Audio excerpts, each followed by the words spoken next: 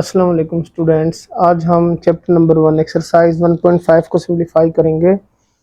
तो आज का जो हमारा टॉपिक है वो है multiplicative inverse of a matrix. Multiplicative inverse क्या होता है पहले भी समझा चुका हूँ। इससे लास्ट जो लेक्चर था उसके अंदर थोड़ी सी हिंट दी थी कि अगर आपके पास 4 है ना तो इसका मल्टीप्लिकेटिव इनवर्स क्या है 1/4। ये दोनों कैंसिल होकर 1 आंसर आ जाए तो हम कहते हैं कि 4 का जो मल्टीप्लिकेटिव इनवर्स है 1/4 है। अब इस तरह से मैट्रिसेस के अंदर भी आपके पास क्या है मल्टीप्लिकेटिव इनवर्स है कि आपके पास कोई भी एक मैट्रिक्स है तो उसका मल्टीप्लिकेटिव इनवर्स यानी उसके साथ हम कोई ऐसी मैट्रिक्स मल्टीप्लाई करें जिससे क्या आंसर आ जाए आपके पास 1 आंसर आ जाए, यानी आइडेंटिटी आंसर आ जाए। सिंपली मैट्रिक्स के अंदर चूंकि 1 है नहीं, आइडेंटिटी होती तो वो आपके पास क्या होगी, आंसर आ जाएगी। तो चलें पहले इसकी डिफिनीशन देख लेते हैं, फिर उसके बाद कुछ एग्जांपल्स देख लेते हैं, कुछ इसकी इंपॉर्टेंट वैल्यूज जो इसमें यूज होंगी वो देख लेते हैं 1 बाय 1। तो इसको सिंप्लीफाई करते हैं। अब यहाँ पे जो डिफिनीशन है मेरे पास वो ये है कि let A is equal to A, B, C and D be a 2/2 matrix. ये कह रहे हैं कि आपके पास क्या है, कोई भी एक स्क्वायर मैट्रिक्स है, ए 2/2 है, 3/3 है, 4/4 है, कोई भी मैट्रिक्स है।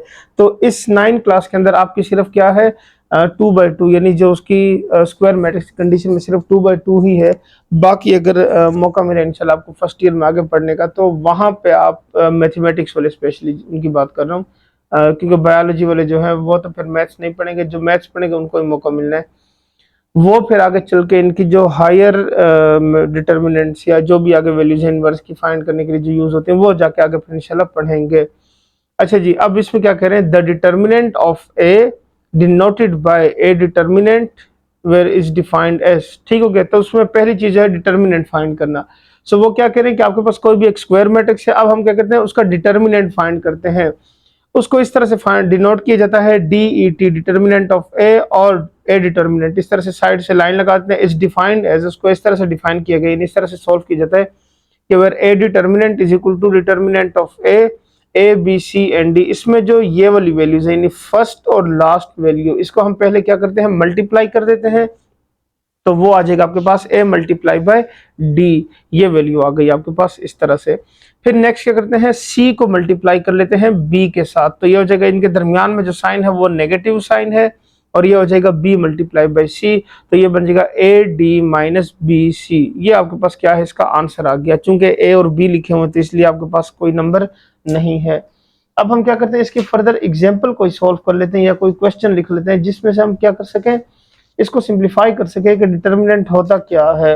तो मैं 2 वैल्यूज लिख रहा हूँ, एक में वो फिर आगे, क्योंकि आगे जो वैल्यूज हमने पढ़नी है ना उसके लिए ये जरूरी है, तो ये जरा समझ ले इसकी एग्जांपल, तो फिर आगे हम चल के इसको सिंप्लीफाई करते हैं। यहाँ पे एक एग्जांपल ले लेते हैं। फॉर एग्जांपल आपके पास कोई भी यहाँ पे एग्जांपल इस तरह से ली जा सकती है कि let's suppose that m is equal to, m में हम वैल्यूज रख लेते हैं 1, 1, -2 and 3। ये आपके पास क्या हो गई, m मैट्रिक्स हो गई है। अब इसका क्या करते हैं, हम डिटर्मिनेंट फाइंड कर लेते हैं। So m determinant is equal to 1, 1, -2 and 3।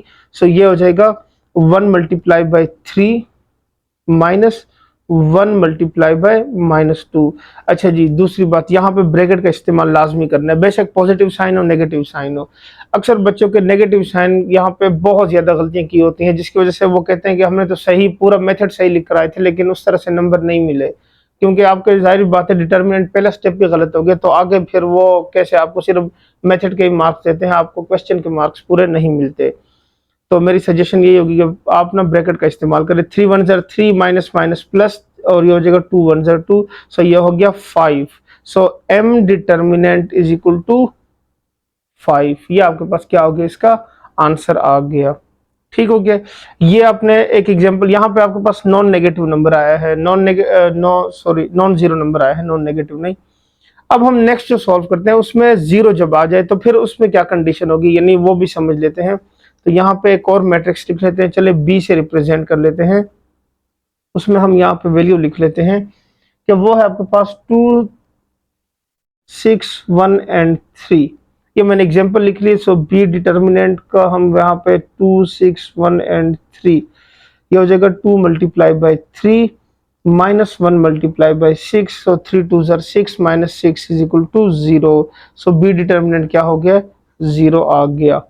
ठीक हो गया। अब ये वैसे नहीं लिखवाया बी डिटर्मिनेंट जीरो, इसके पीछे एक रीजन है जो कि आगे जो इसकी नेक्स्ट टॉपिक के अंदर हम इसको कवर करेंगे कि अगर जीरो आ जाए तब क्या होगा, और अगर आपके पास नंबर आ जाए तो फिर क्या होगा, यानी उसमें क्या कंडीशंस होंगी, कौन सी वैल्यू आती है, सो वो अभी हम देख लेते हैं। ठीक हो गया, डिटर्मिनेंट समझ आ गई क्या करना होता है। फर्स्ट एलिमेंट को लास्ट के साथ, फिर उनके दरमियान नेगेटिव साइन, और थर्ड एलिमेंट को सेकंड के साथ ये क्या करना होता है, मल्टीप्लाई करना होता है, सिंपल।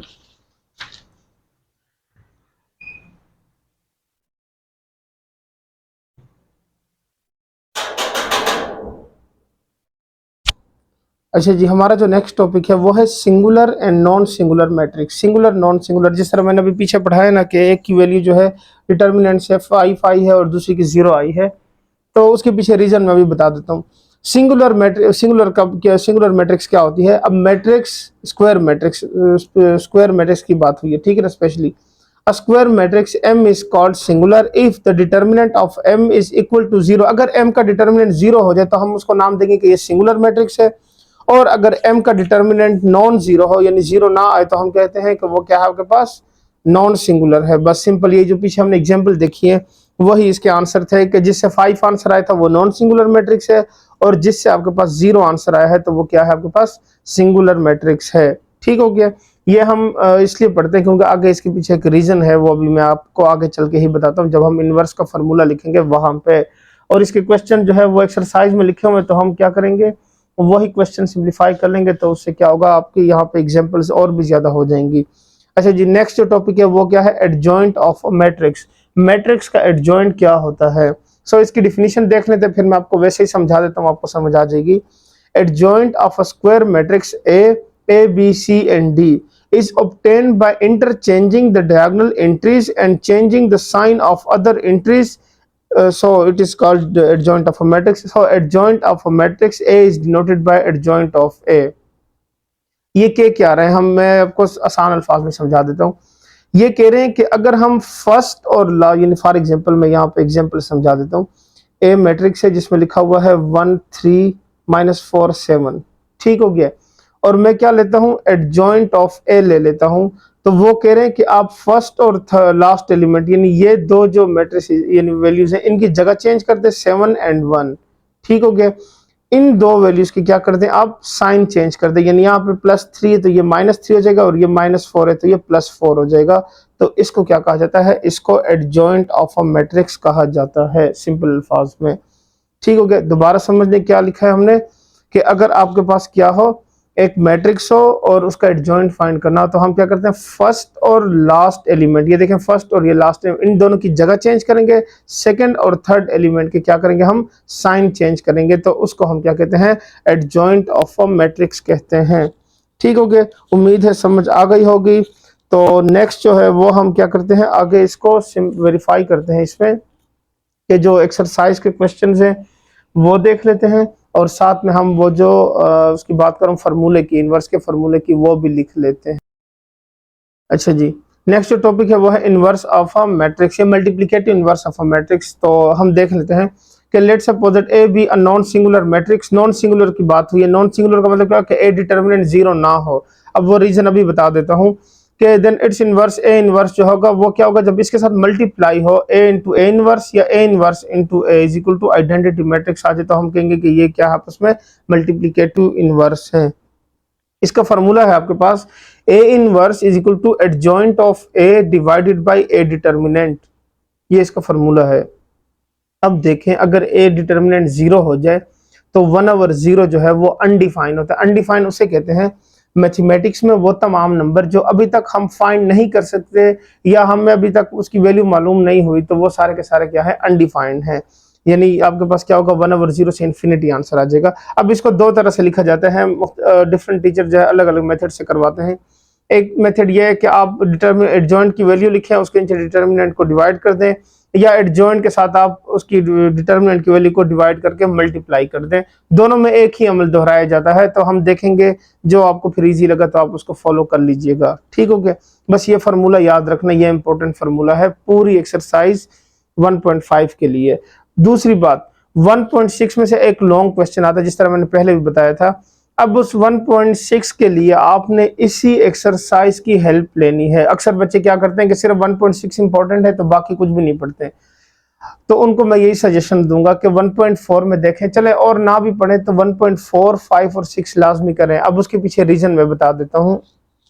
पहला रीजन ये है, 1.4 में आपने मल्टीप्लिकेशन पढ़नी है, तो जब तक मल्टीप्लिकेशन नहीं आएगी तब तक आप इसको सॉल्व नहीं कर सकते। दूसरी बात, 1.5 में अगर आपको सिंगुलर, नॉन सिंगुलर या ये जो इनवर्स का फार्मूला ये सिंप्लीफाई करना नहीं आएगा तो आप फिर भी इसको सिंप्लीफाई नहीं कर सकते 1.6 को। तो 1.6 के लिए 1.4 और 5 का होना बहुत ज़रूरी है। तो अगर चलें आप एडिशन को स्किप भी कर देते हैं, उससे पहले वाली चीज़ें स्किप भी कर लें तो भी कोई इतनी बड़ी बात नहीं है, इतना बड़ा इशू नहीं है। लेकिन 1.4, 5 और 6 आपने लाजमी सॉल्व करने हैं।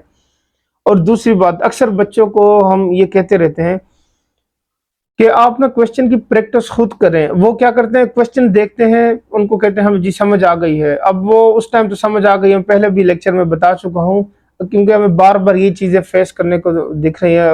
हम स्कूल में देखें या अकेडमीज में देखें या डिफरेंट जो बच्चे हमारे साथ अपने एक्सपीरियंस शेयर करते थे, वो कहते हैं कि हम मैथ्स भूल जाते हैं, इसलिए मुश्किल लगता है। अब उसके पीछे रीज़न ये है कि जब तक आप खुद प्रैक्टिस नहीं करेंगे, उस चीज़ को 1 दफ़ा, 2 दफ़ा, 3 दफ़ा लिखेंगे नहीं, तब तक आपकी ग्रिप उस पर नहीं हो सकती। आप भूल जाएं कि आप मैथ्स सीख सकते हैं सिर्फ पढ़ पढ़ के और देख देख के, इस तरह नहीं हो सकता जब तक प्रैक्टिस नहीं करेंगे, खुद नहीं लिखेंगे। तो तमाम बच्चों को मेरी यही सजेशन होगी कि कम से कम हर एक्सरसाइज के क्वेश्चन को आप एक एक दफ़ा तो लाजमी लिखें, खुद से सॉल्व करके लिखें। ठीक हो गया? उम्मीद है मेरी बात आपको समझ आ गई होगी। अच्छा जी, जिन बच्चों को ना समझ आई तो उनको फिर पेपर के टाइम पे समझ आ जाएगी, और उसके पीछे मैं रीज़न बता देता हूँ कि जब वो पेपर देने बैठेंगे तो वहां पे वो देखेंगे कि तो हमने सारा कुछ पढ़ा हुआ था, याद है, फिर वहां पे आपसे वो चीजें ना भूलना शुरू, यानी आपको वो याद ही नहीं होती कि इसको सिंप्लीफाई कैसे करना था, कौन सा फॉर्मूला अप्लाई होगा, तो वहां पे ये चीज आपको देखने को मिल जाएंगी। ठीक हो गया? तो उससे बेहतर है कि आप पेपर में ये गलती दोहराएं, तो उसको आप क्या करें, पहले ही उस तरह से सॉल्व करें ताकि आपको वो जो गलतियां हैं वो वहां पे ना मिले। क्लियर हो गया? या वो चीज आपको फेस ना करनी पड़े। तो हम चलें शुरू करते हैं एक्सरसाइज 1.5 को बिस्मिल्लाह करके।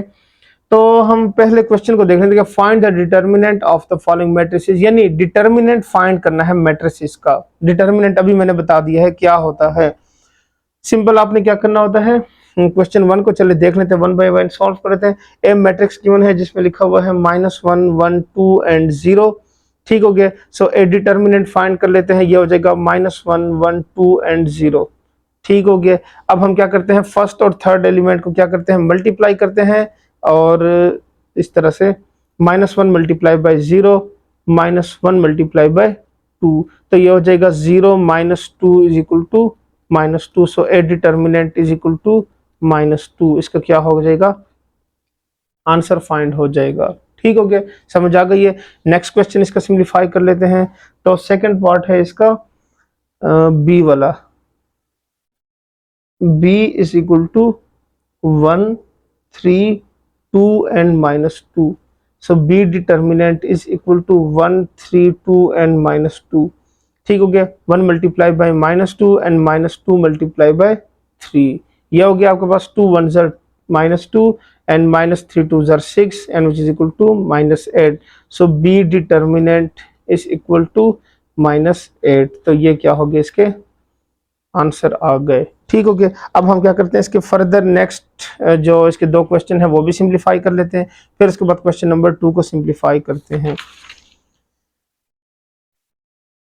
अच्छा जी, अब हम इसके थर्ड क्वेश्चन को सिंप्लीफाई करते हैं। क्वेश्चन नंबर 3 जो है इसके अंदर वो इस तरह से लिखा हुआ है कि c is equal to 3 2 3 and 2, ये वैल्यू लिखी हुई है। c डिटर्मिनेंट अप्लाई कर लेते हैं, तो ये होगा 3 2 3 एंड 2। अच्छा जी, दूसरी गलती जो है बच्चों ने क्या किया होता है, डायरेक्ट सिंप्लीफाई किया होता है, यानी ये जो डिटर्मिनेंट की वैल्यू ये अप्लाई नहीं करते, बस ये लिख के डायरेक्ट सॉल्व कर लेते हैं। ऐसा नहीं करना, आपने नोटेशन एक दफ़ा रिप्रेजेंटेशन लाजमी करनी, पहले भी बता चुका हूँ। जितनी अच्छी रिप्रेजेंटेशन होगी उतने ही ज़्यादा मार्क्स मिलेंगे। ठीक हो गया?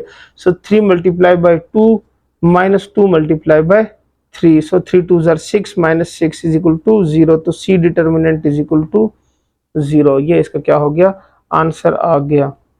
अच्छा जी, अब इसके लास्ट पार्ट को सॉल्व कर लेते हैं, जो कि इस तरह से आपके पास 4 वाला d इज इक्वल टू, तो इसकी वैल्यू लिख लेते हैं 3 2, 1 एंड 4। ठीक हो गया।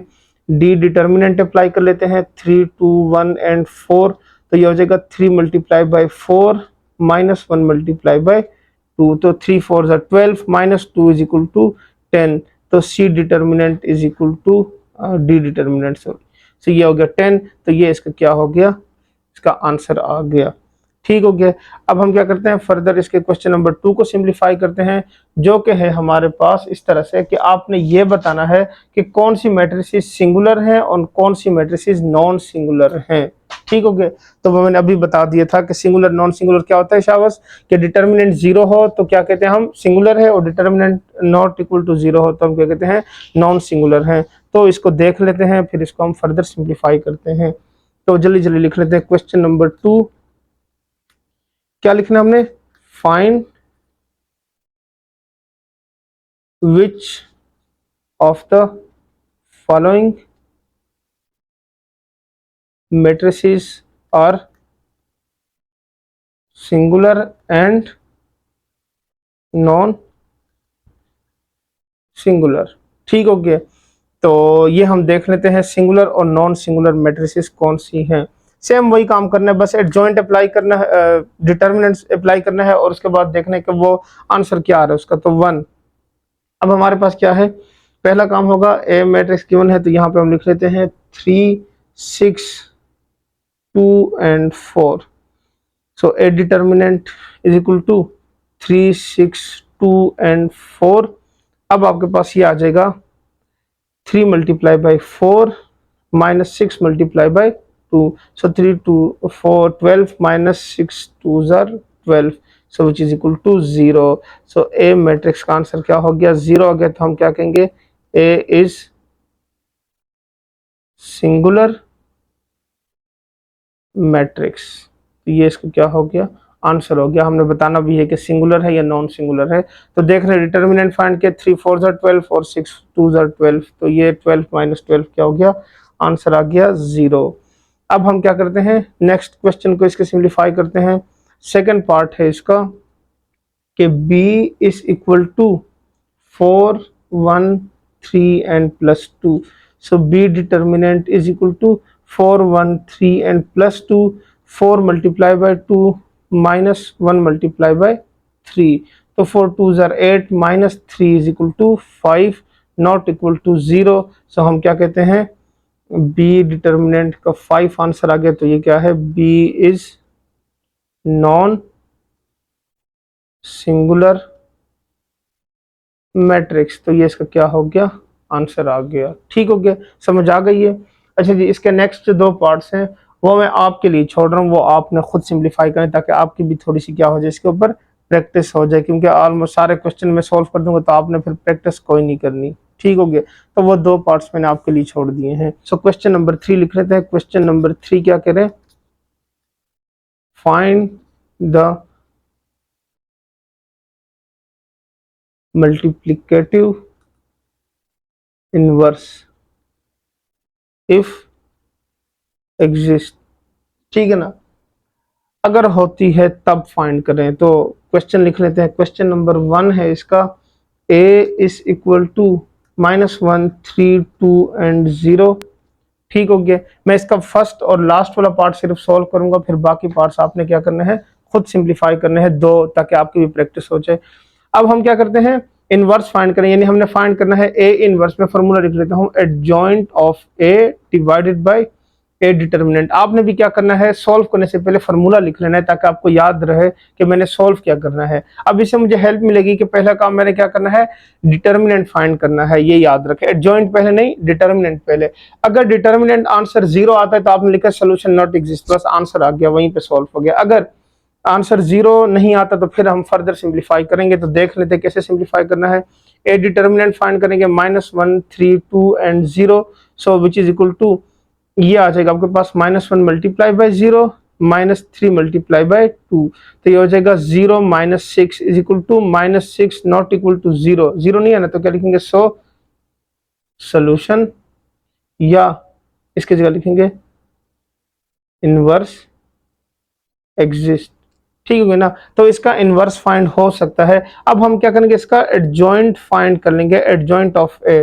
तो देखें एडजॉइंट ऑफ ए में क्या किया जाता है, फर्स्ट और लास्ट यानी फर्स्ट और लास्ट वैल्यू की जगह चेंज की तो 0 और -1 की जगह चेंज हो जाएगी, ये हो जाएगा -3 और ये हो जाएगा -2। तो ये आपके पास क्या हो गई है, एडजॉइंट फाइंड हो गया है। अब हमने क्या करना है, इनवर्स के अंदर इसकी वैल्यू लिख देनी है। इनवर्स क्या हमारे पास, ए इनवर्स के अंदर इसकी वैल्यू पुट कर देते हैं।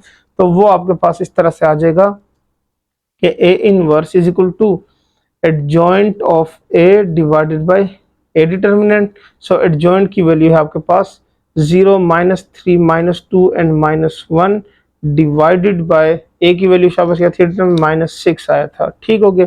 तो ये हो जाएगा 0 by -6, -3 by -6, -2 by -6 and -1 by -6। देखें डिवाइड हो रहा है ना, तो अब सब वैल्यू के नीचे क्या हो जाएगा, डिवाइड हो जाएगा। तो 0 के नीचे कुछ भी डिवाइड मल्टीप्लाई कुछ भी करने 0 ही आ जाएगा। यहां से हो जाएगा आपके पास, इसको मैं फर्दर सिंप्लीफाई करूंगा तो 3 1 जार 3, 3 2 जार 6, यानी यहाँ से हो जाएगा 1/2।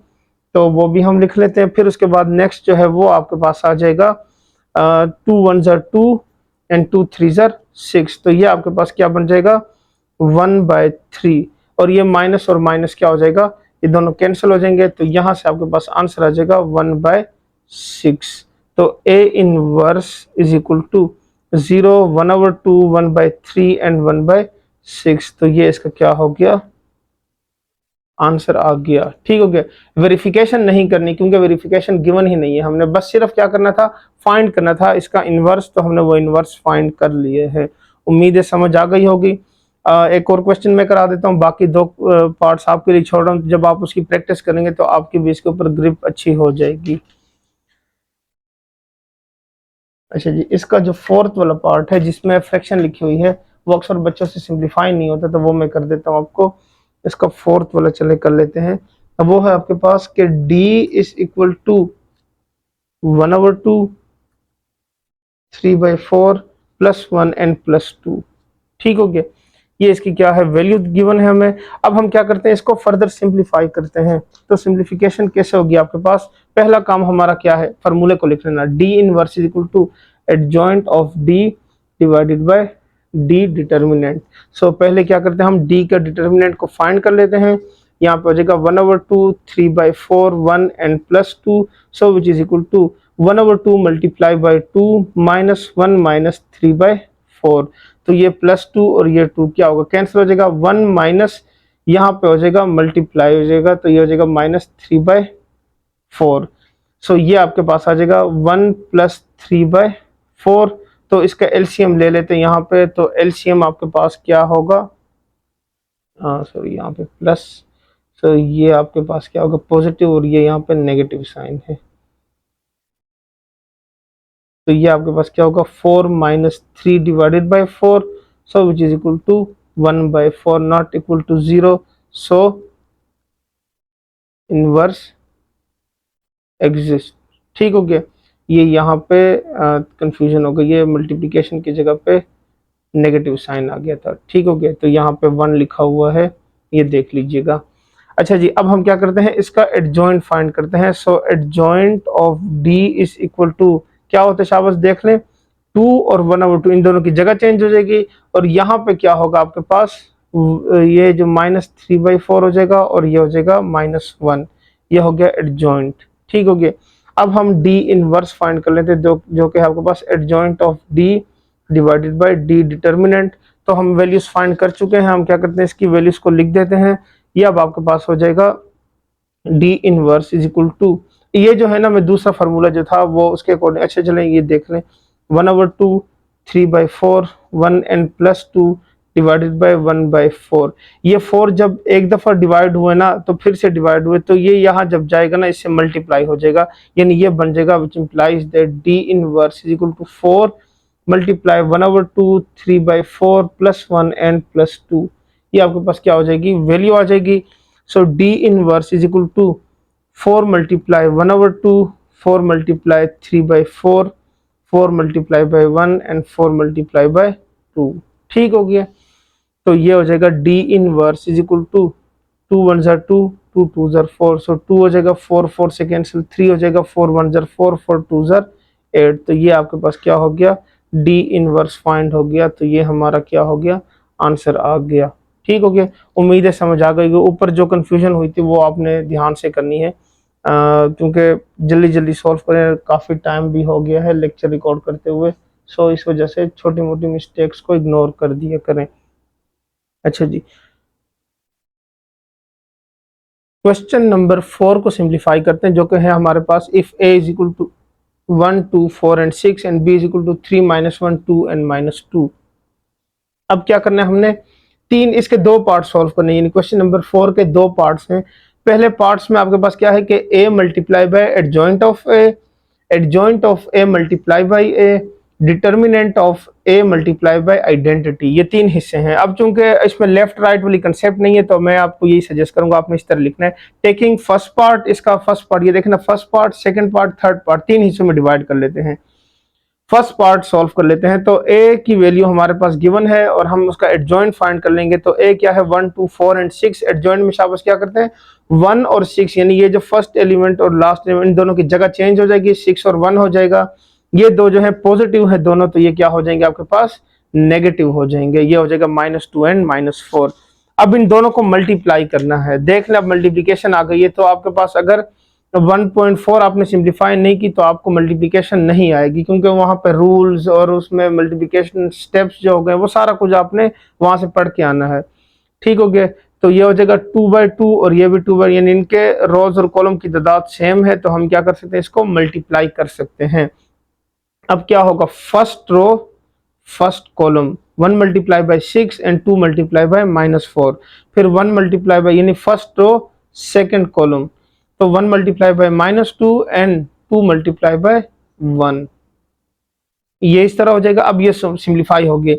फिर क्या होगा, सेकंड रो फर्स्ट कॉलम यानी second row 4 multiply by 6 and 6 multiply by -4, फिर क्या होगा, 4 multiply by -2 and 6 multiply by +1।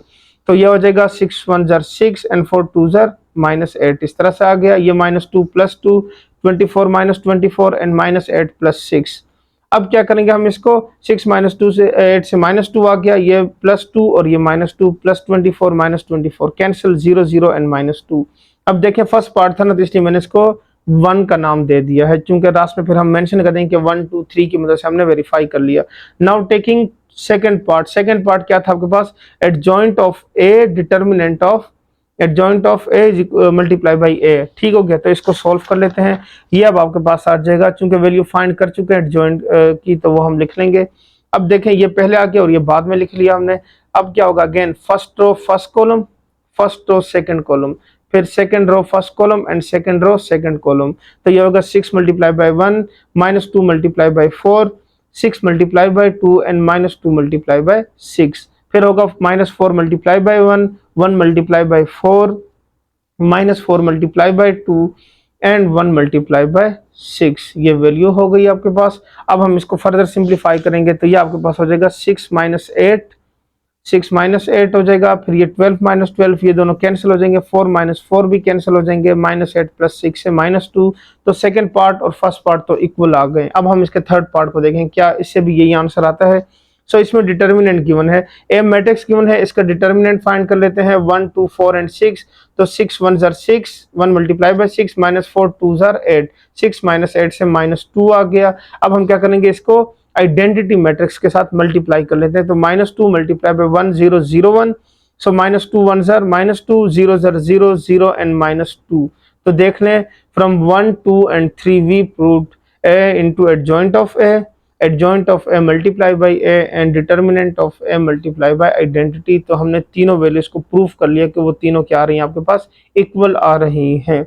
Clear हो गया। इसको आपने क्या करना है, अब इस सीखने के बाद आपने एक दफ़ा खुद प्रैक्टिस करनी है लाजमी, यानी आपने क्या करना है, वीडियो को यहाँ पे स्टॉप कर देना है, पहले इस क्वेश्चन को खुद से सिंप्लीफाई करें, इसकी प्रैक्टिस करें और उसके बाद फिर नेक्स्ट क्वेश्चन को सॉल्व करना है।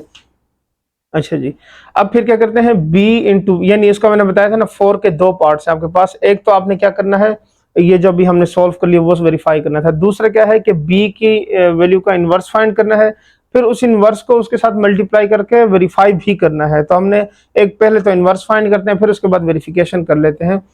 तो गिवन दैट क्या है, बी की वैल्यू गिवन थी, हमने फाइंड क्या करना है, B into B inverse into B is equal to identity. So ये लेफ्ट हैंड साइड, ये राइट हैंड साइड। तो टेकिंग लेफ्ट हैंड साइड, पहले हम बी इनवर्स फाइंड कर लेते हैं, फिर लेफ्ट और राइट को प्रूफ कर लेंगे। बी इनवर्स का फॉर्मूला लिख लिया मैंने कि adjoint of B divided by B determinant. तो पहले क्या करेंगे, बी डिटर्मिनेंट की वैल्यू फाइंड कर लेंगे। तो वो आपके पास आ गया 3 मल्टीप्लाई बाय -2, 3 2 जार -6, और ये हो जाएगा माइनस माइनस प्लस 2 1 जार 2।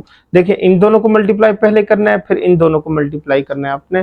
तो ये हो जाएगा -4 not equal to 0, so inverse exist. अगर ये 0 हो जाता तो हम लिखते हैं सोल्यूशन इनवर्स नॉट एग्जिस्ट या सोल्यूशन नॉट पॉसिबल, बस वहां तक सॉल्व हो जाता। अब एडजॉइंट ऑफ बी फाइंड करेंगे।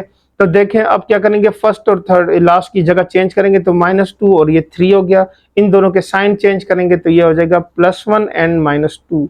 ये हमने क्या करे, एडजॉइंट भी फाइंड कर लिया। अब बी इनवर्स के अंदर ये वैल्यूज लिख देंगे। -2/4, ये देखें ना डिवाइड होकर आपके पास आ जाएगा -2/4 1/-4 -2/4। अब देखें 2 1 जार 2, 2 2 जार 4, 2 1 जार 2, 2 2 जार 4। फिर उसके बाद ये नेगेटिव साइन ऐसे ही आ जाएंगे। तो अब आपके पास बी इनवर्स फाइंड हो गया 1/2 -1/4 +1/2 एंड -3/4। अब आपने क्या करना है, इसको मल्टीप्लाई करके वेरीफाई भी करना है, चूंकि आपसे कहा गया था कि वेरीफाई करने। अगर वेरिफिकेशन में आपके पास आइडेंटिटी मैट्रिक्स यानी ये वाली मैट्रिक्स आ जाती है कि 1 0 0 1 लेफ्ट और राइट दोनों साइड से, तो इसका मतलब कि आपका इनवर्स ठीक है। अगर ये नहीं आ रहा तो ये नहीं हो सकता कि अगर मैट्रिक्स गिवन है और उसका इनवर्स आपने फाइंड किया तो उसका सोल्यूशन पॉसिबल ही ना हो, ठीक है ना। आइडेंटिटी लाजमी आएगी, नहीं तो फिर आपने इनवर्स कहीं पे गलत सोल्व की, आपसे कोई ना कोई मिस्टेक हुई है। अब हम इसको क्या करते हैं, मल्टीप्लाई करके देख लेते हैं। सो पहले लेफ्ट हैंड साइड जिस तरह मैंने बताया कि b और b इनवर्स को मल्टीप्लाई कर लेते हैं, तो ये b की वैल्यू है, ये इसके इनवर्स की वैल्यू है। अगेन क्या होगा, first row first column first row second column, फिर क्या होगा second row first column second row second column. So ये मल्टीप्लाई हो गया। यहाँ से आपके पास मल्टीप्लीकेशन से होगा 3/2 -1/2 -3/4 +3/4। ये देखिए दोनों कैंसिल हो गए। यहाँ पे कैलकुलेटर से इसको सिंप्लीफाई कर लें या 2 एलसीएम ले लें, 3 - 1 से 2 हो जाएगा, ये इस तरह से हो जाएगा 3 - 1/2। सो 2/2 ये दोनों कैंसिल होकर 1 आंसर आ जाएगा। ठीक हो गया। इस तरह यहाँ से भी यही 1 आंसर आ जाएगा। तो एक साइड से तो आपके पास क्या हो गया है, आ गई है आइडेंटिटी। अब हम क्या करें, इसको 1 का नाम देते हैं। फिर सिमिलरली इसी तरह हम क्या करते हैं, इनकी वैल्यूज भी फाइंड कर लेते हैं। सो बी इनवर्स मैंने पहले लिखा, ये बी की वैल्यू लिख ली है। इसी तरह इनको first row first column first row second column, फिर second row first column second row second column. ठीक हो गया। ये वैल्यू मल्टीप्लाई की है इसके साथ, और ये जो वैल्यू थी ये मल्टीप्लाई की है इसके साथ। ठीक हो गया, मैंने बता दिया। फिर ये वैल्यू मल्टीप्लाई होगी इसके साथ, और ये जो वैल्यू है ये मल्टीप्लाई होगी यहाँ पे। ये आपके पास पहले वाली वैल्यू आ गई, ये दूसरी वाली वैल्यू। इसी तरह आपने इसके साथ भी यही अमल दोहराना है। तो ये आपके पास ये वैल्यूज अगेन उसी तरह से आ जाएंगे, -1/2 +1/2 -3/2 +3/2 कैंसिल हो गया, 1 0 0 एंड 1। सो फ्रॉम 1 एंड 2, 1 और 2 दो हमने जो फाइंड की थी उसकी मदद से हम लिख सकते हैं कि left hand side is equal to right hand side, और वो क्या हो गया, आइडेंटिटी के इक्वल आ गया। ठीक हो गया, उम्मीद है समझ आ गई होगी। तो अब क्वेश्चन नंबर 5 में हमने क्या करना है, सिंप्लीफाई ये करना है कि आपको इक्वेशन यानी क्वेश्चन पहले से इनवर्स उन्होंने फाइंड करके दिया हुआ है, सिर्फ पूछ रहे हैं कि क्या वो एक दूसरे के मल्टीप्लिकेटिव इनवर्स हैं या नहीं, हमने सिर्फ इतना ही बताना है। सो वो अभी देख लेते हैं क्वेश्चन नंबर 5। चलिए जी, तो क्वेश्चन नंबर 5 को सिंप्लीफाई करें तो मैंने जल्दी जल्दी से लिख लिया है। तो इसमें क्या कहा जा रहा है कि determine whether the given matrices are multiplicative inverse of each other, यानी सिर्फ आपने मल्टीप्लाई करके बताना है कि अगर तो 1 0 यानी ये अगर आ गया आंसर आपके पास कि 1 0 0 1, ठीक हो गया, तो हम कहेंगे कि ये multiplicative inverse of each other, yes लिख देंगे। अगर नहीं है तो नो लिख देंगे, बस सिंपल इतना सही बताना है हमने। तो पहला काम हमारा क्या होगा, इनको मल्टीप्लाई करना। तो चलिए इनको मल्टीप्लाई कर लेते हैं। So which is equal to 3 5 4 7 multiply by 7 -5 -4 and 3। तो क्या होगा, फर्स्ट कॉलम देखिए, अब मैं मल्टीप्लाई करके बकायदा समझा रहा हूँ। 3 मल्टीप्लाई बाय 7 +5 मल्टीप्लाई बाय -4, इस तरह से फर्स्ट रो फर्स्ट कॉलम हो गया। फिर क्या होगा, 3 मल्टीप्लाई बाय -5 +5 मल्टीप्लाई बाय +3, ये आपके पास वैल्यू आ गई। फिर नेक्स्ट होगा 4 को मल्टीप्लाई करें 7 के साथ, तो 4 मल्टीप्लाई बाय 7 +7 मल्टीप्लाई बाय -4। इसी तरह 4 multiply bye -5 and +7 multiply by 3। अब इसको फर्दर सिंप्लीफाई करेंगे तो ये आपके पास हो जाएगा 7 3 ज़र 21 प्लस 4 5 ज़र -20। तो ये हो जाएगा -5 3 ज़र 15 प्लस 5 3 ज़र 15। इसी तरह यहाँ पे हो जाएगा 7 4 ज़र 28 -28 5 4 ज़र -20 प्लस 21। तो अब ये आपके पास आ जाएगा 21 -20, ये और ये कैंसिल हो गया, ये और ये भी कैंसिल हो गया, तो 0 0 यहाँ से माइनस करेंगे तो +1 आ जाएगा। तो ये अगर देखें तो इससे आंसर आ गया 1001। ठीक हो गया। तो यहाँ पे यस लिख देना है कि हाँ जी ये मल्टीप्लिकेटिव इनवर्स है। ठीक हो गया। बस ये इसका क्या हो गया, आंसर आ गया। इतना ही सॉल्व करना था। उम्मीद है आपको मल्टीप्लिकेशन अब समझ आ गया कि मैं किस तरह सॉल्व कर रहा था, क्योंकि इसमें मैंने सिंप्लीफाई करके बताया है। अब इसके नेक्स्ट पार्ट को सॉल्व करते हैं, जो कि वो भी पूछ रहे हैं कि मल्टीप्लिकेटिव इनवर्स है या नहीं है। तो सॉल्यूशन मल्टीप्लाई कर लेते हैं। 1 2 2 एंड 3 मल्टीप्लाई बाय -3 2 2 एंड -1। ठीक हो गया। मल्टीप्लाई कर लेते हैं इसको, तो ये हो जाएगा 1 multiply by -3 plus 2 multiply by 2, और ये हो जाएगा 1 multiply by 2 plus 2 multiply by -1। फिर होगा 2 multiply by -3 and plus 3 multiply by 2, 2 multiply by 2 and plus 3 multiply by -1। तो इसको फर्दर सिंप्लीफाई करेंगे तो ये आपके पास आ जाएगा 3 1 ज़र, ये हो जाएगा -3 प्लस 4 2 -2 -6 प्लस 6, और ये हो जाएगा 4 -3। ठीक हो गया। ये और ये कैंसिल हो जाएगा, यहाँ से आ जाएगा 4 -3 1001। तो ये भी क्या है आपके पास, यस आ गया। ये इसका क्या हो गया, आंसर आ गया। क्वेश्चन नंबर 6 इसका लास्ट क्वेश्चन है, तो ये एक्सरसाइज आपके पास इंशाल्लाह क्लियर हो जाएगी। इसके बाद लास्ट एक्सरसाइज, तो चैप्टर नंबर 1 आपका क्लियर हो जाएगा।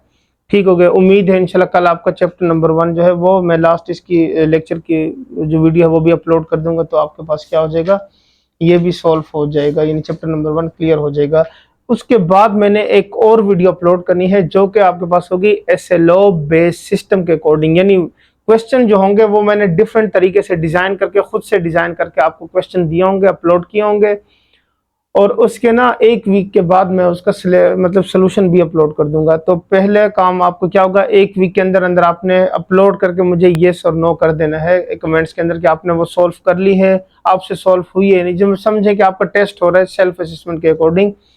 तो मैं एक आपके पास ना वो मेंशन कर दूंगा अपनी वेबसाइट को, आपने मुझे उसके ऊपर क्या करना है, उसको शेयर कर देना है अपने टेस्ट को पीडीएफ फॉर्म में, ताकि मैं चेक भी कर लूं, क्योंकि आपकी ये होगी कि थोड़ी सी बोर्ड की तैयारी भी हो जाएगी। ठीक हो गया।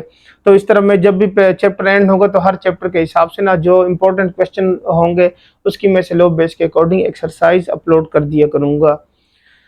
तो आज देख लेते हैं इसको, सिंप्लीफाई पहले कर लेते हैं क्वेश्चन नंबर 6 को। इसमें ए बी और डी तीन वैल्यूज गिवन है हमें। अब क्या कहना है कि वेरीफाई दैट डी और ए को मल्टीप्लाई करें, फिर उसका इनवर्स फाइंड करें, फिर इस तरह ए इनवर्स फाइंड करें, फिर डी इनवर्स फाइंड करें और उनको मल्टीप्लाई कर दें।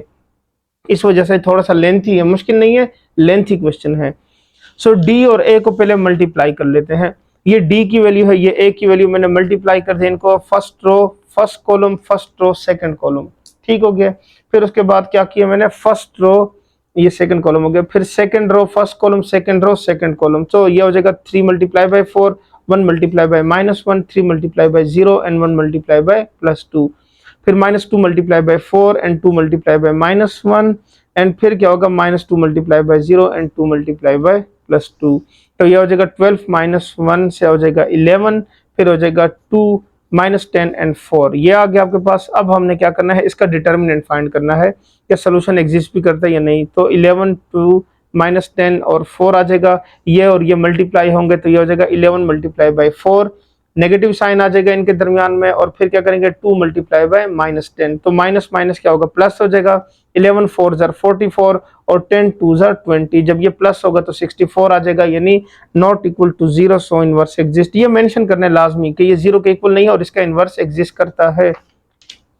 अब हम इसका adjoint of D A find कर लेते हैं, क्योंकि डी ए पूरी एक मैट्रिक्स बन चुकी है आपके पास, आंसर उसी का ही आया था। सो ये आपके पास इसकी एडजॉइंट की वैल्यू क्या होगी, इन दोनों की जगह चेंज हो गई, 11 यहाँ पे था, 4 यहाँ पे था, और ये पॉजिटिव हो गया और ये नेगेटिव हो गया है। 64 से डिवाइड कर दिया मैंने, क्योंकि फार्मूले के हिसाब से आपने क्या करना होता है, D A inverse is equal to adjoint of D A divided by D A determinant. ठीक हो गया, तो सारी वैल्यू फाइंड हो चुकी है, हमने वैल्यू को लिख दिया यहाँ पे। तो ये आपके पास हो गया 4/64 माइनस 2/64, 10/64 और 11/64।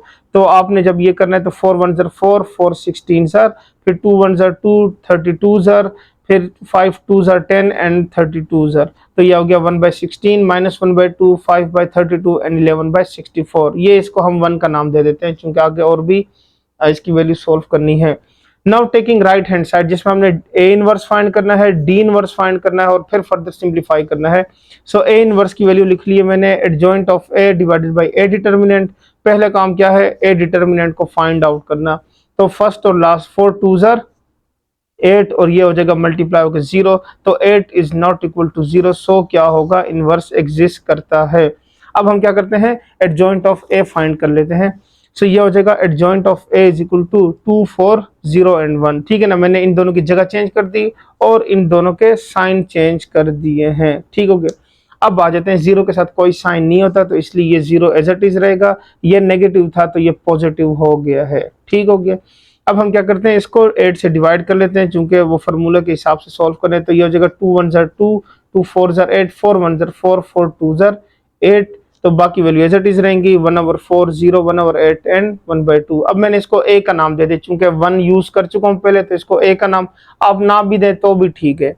मैंने वैसे रिप्रेजेंटेशन के लिए दिए, ताकि रिप्रेजेंटेशन आपको याद रहे कि ये वैल्यू दोबारा यूज हुई है।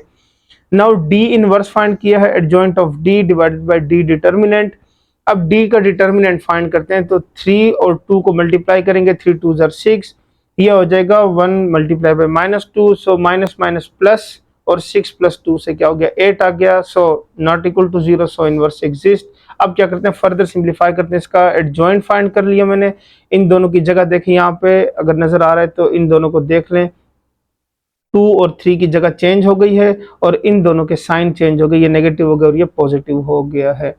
अच्छा जी, अब फिर क्या करते हैं, हम इसको 8 से डिवाइड कर लिया मैंने, 2 1 ज़र 2, 2 4 ज़र 8, 2 1 ज़र 2 एंड 2 4 ज़र 8। इस तरह से क्या हो गई है, सिंप्लीफाई हो गया और बाकी ये जो वैल्यूज है आपके पास आ गई हैं। अब इसको मैंने बी का नाम दे दिया, ए इनवर्स भी फाइंड हो गया, डी इनवर्स भी फाइंड हो गया। अब इनको मल्टीप्लाई करने की बारी है। सो मल्टीप्लाइंग ए एंड बी, तो ए इनवर्स डी इनवर्स लिख लिया, ये ए की इनवर्स की वैल्यू, डी इनवर्स की वैल्यू, इनको multiplication first row first column, first row second column. फिर क्या होगा आपके पास, first second row first column, इस तरह से first row first column, first row second column, फिर उसके बाद क्या, सेकंड रो फर्स्ट कॉलम और सेकंड रो सेकंड कॉलम। ये आपके पास क्या होगा, मल्टीप्लाई हो जाएगा। ये आपके पास यह सारी वैल्यू आ गई हैं। ठीक हो गया, अच्छा जी, ये अब सॉल्व होकर 4 4 ज़र 16 और 0 आ जाएगा, -1/32 और यहाँ से मैंने ना इसको वो पुराने छोटे बच्चों को जो सिखाया जाता है इनकी डिनोमिनेटर को एक जैसा बनाना, तो मैंने वही कर दिया। अदरवाइज आप कैलकुलेटर से डायरेक्ट भी सॉल्व कर सकते हैं। सो ये 1/32 4/32 इक्वल बनाने के लिए 4 से मल्टीप्लाई कर लें, यहाँ पे भी और यहाँ पे भी इस तरह से किए, तो ये वैल्यूज इक्वल आ गई हैं। 1/16 -1/32, 5/32, 11/64। तो अगर रिवाइज उसको बैक करके देख लें, आपके पास जो है यही वैल्यू आई थी 1 से। तो from 1 and 2 left hand side is equal to right hand side. So D A inverse is equal to A inverse D inverse. इसका फर्स्ट पार्ट जो है वो मैंने आपके लिए छोड़ दिया कि वो आपने क्या करना है, खुद सिंप्लीफाई कर लेना, ताकि आपकी भी प्रैक्टिस हो जाए इसके ऊपर। सो उम्मीद है आपको समझ आ गया होगा मल्टीप्लिकेटिव इनवर्स कैसे फाइंड करते हैं, डिटर्मिनेंट एडजॉइंट के बारे में, खासकर सिंगुलर नॉन सिंगुलर एमसीक्यूज के लिए इंपॉर्टेंट है। अच्छा जी, नेक्स्ट जो एक्सरसाइज है उसमें हमें इक्वेशंस गिवन होंगी, यानी मैट्रिक्स की फॉर्म में नहीं लिखी होंगी, बल्कि इक्वेशंस गिवन है और हमने उन इक्वेशन को सॉल्व करना है मैट्रिक्स की मदद से। तो उसके 2 रूल्स हैं, वो इंशाल्लाह डिस्कस करेंगे। मैट्रिक्स इन्वर्जन मेथड और क्रैमर रूल्स जो हो गया वो हम इंशाल्लाह देखेंगे, उसको कैसे डिज़ाइन किया गया है, उसमें से फार्मूले कैसे बनाएंगे। तो 1 बाय 1 इंशाल्लाह एक एक चीज़ क्या होगी उसमें डिस्कस होगी। तो आज के लिए इतना ही। अगर आपको मेरा लेक्चर पसंद आया तो आपने इसको लाइक करना है, सब्सक्राइब करना है और अपने फ्रेंड्स के साथ शेयर करना है, ताकि वो भी इससे फ़ायदा उठा सकें। तो मिलते हैं नेक्स्ट लेक्चर में, तब तक के लिए इजाज़त दें। अल्लाह हाफिज़।